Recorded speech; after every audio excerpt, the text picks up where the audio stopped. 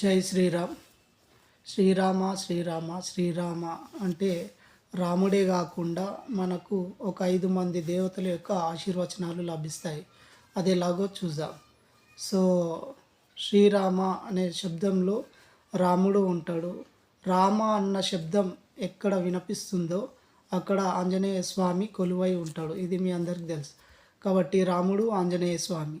అలాగే శ్రీరామ, శ్రీ అంటే లక్ష్మీదేవత, రా అంటే ఓం నమో నారాయణాయ అనే మంత్రంలోకెళ్ళి రా అనే అక్షరాన్ని తీసుకోరు.